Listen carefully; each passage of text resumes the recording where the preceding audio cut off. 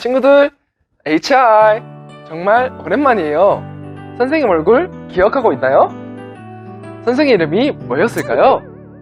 맞았어요. 바로 빛나는 광쌤이었죠. 우리 친구들 너무너무 보고 싶었어요. 지난 시간에는 홍쌤과 함께 하나님께서 처음 온 세상을 어떻게 창조하셨는지 알아보았어요. 기억나죠? 하나님께서는 이 세상을 6일 동안 창조하셨어요. 첫째 날엔 빛을 만드시고 둘째 날엔 하늘을 만드셨어요. 단지 말씀만으로요. 어때요? 하나님은 아주 놀라운 분이시지 않나요? 자, 그럼 다음으로 셋째 날에는 무엇을 만드셨을까요? 광쌤과 함께 배우러 가볼까요? 고고고! 쉐마 키즈. 셋째 날에는 땅과 바다 그리고 식물을 만드셨어요. 먼저 창세기 1장 9절부터 10절의 말씀을 함께 읽어볼까요? 하나님이 이르시되 천하의 물이 한 곳으로 모이고 묻이 드러나라 하시니 그대로 되니라. 하나님이 묻을 땅이라 부르시고 모인 물을 바다라 부르시니 하나님이 보시기에 좋았더라.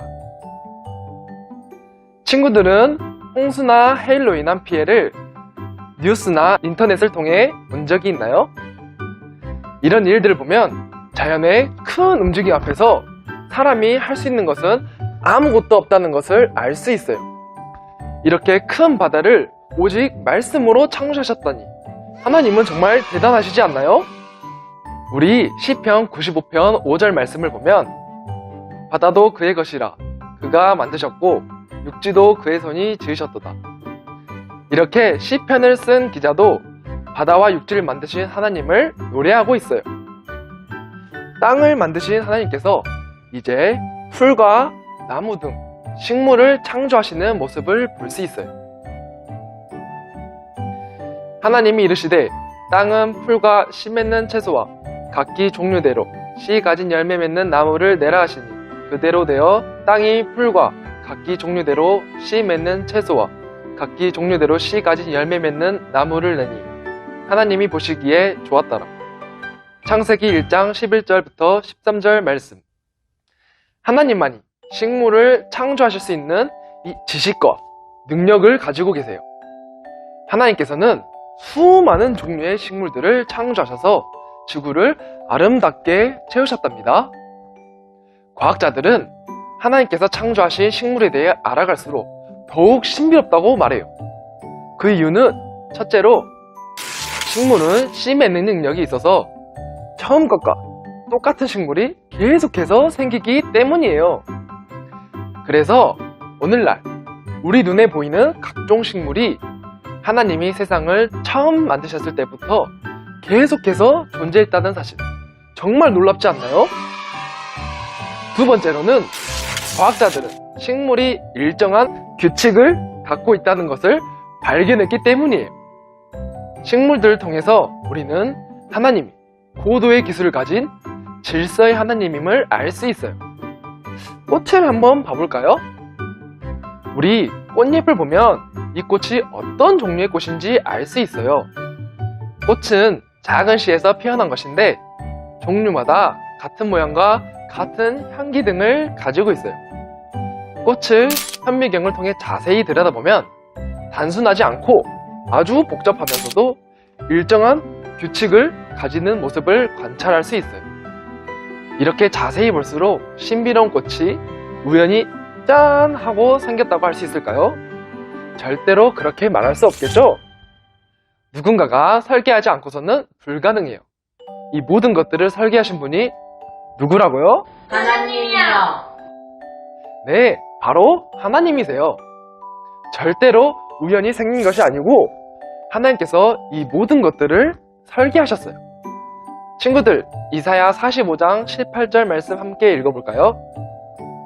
대저 여호와께서 이같이 말씀하시되 하늘을 창조하시는 그는 하나님이시니 그가 땅을 지으시고 그것을 만드셨으며 그것을 견고하게 하시되 혼돈하게 창조하지 아니하시고 사람이 거주하게 그것을 지으셨으니 나는 여호와라 나 외에 다른 이가 없느니라.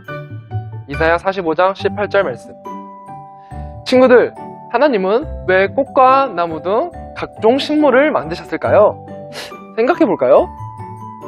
하나님께서 과일 먹고 싶으셔서 만드셨을까요? 아니에요. 하나님은 그 만물 중에 어느 것에도 의존하지 않고 부족함이 결코 없으세요. 이 모든 것들은 바로 사람을 위해 만드셨어요. 하나님께서는 식물을 창조하셔서 사람의 배고픔을 해결하셨어요. 우리 친구들은 무슨 과일을 가장 좋아하나요? 선생님은 망고를 제일 좋아해요. 아, 망고 먹고 싶다. 이처럼 하나님께서는 자신이 아닌 사람을 위해 각종 식물을 만드셨어요. 또한 식물을 통해 사람이 숨 쉴 수 있는 공기를 만들어 주셨어요. 그리고 집 짓는데 필요한 나무도 공급해 주셨어요. 이외에도 사람이 살아가는데 필요한 것을 채워주시기 위해 식물을 창조하셨어요. 하나님은 왜 식물을 다양한 색과 모양, 또 맛과 향기 등을 갖도록 지으셨을까요? 하나님은 만물을 흰색과 검은색으로만 만드실 수도 있었어요. 그러나 만물을 각종 색과 다양한 모양과 맛, 향기로 만드신 것은 사람을 기쁘시게 해주려고 했던 거예요. 하나님은 사람을 사랑하셨기 때문에 사람을 위해서 식물을 지으셨어요. 하나님은 사람이 겨우겨우 살 정도의 환경을 만드신 것이 아니라 아름다운 환경에서 살 수 있도록 지으셨어요. 하나님은 셋째 날에 창조하신 것들을 보시며 모든 것이 좋았더라고 말씀하셨어요. 모든 식물은 사람의 필요를 채워줬고 아름다웠으며 완전했어요. 엉겅퀴와 잡초, 또 독 있는 과일들은 없었고 야채와 과일들은 병들지 않았어요. 하나님이 완전하셨기 때문에 그분이 만드신 태초의 만물 또한 완전했답니다. 이번 시간에는 하나님께서 셋째 날에 바다와 땅 그리고 각종 식물들이 어떻게 만들어졌는지 알아보았어요. 이 아름다운 것들을 우리를 사랑하셔서 만드셨다니 너무 감동적이지 않나요? 다음 시간에는 넷째 날 하나님께서 무엇을 창조하셨는지 함께 알아보도록 해요. 그럼 다음 시간에 만나요. BY 안녕.